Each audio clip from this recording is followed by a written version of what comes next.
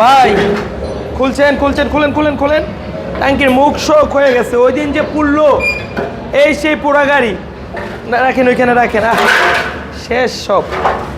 Carburettor সহ, এটা কিন্তু নতুন গাড়ি, এই যে দেখেন 22-এর মডেলের গাড়ি, এটা কিন্তু পালসার বাদাসার নাকি? পালসার, জি। ও আচ্ছা। ইউজি 7, এটা রিটেনের। কার্বোরেটরটা কি অবস্থা?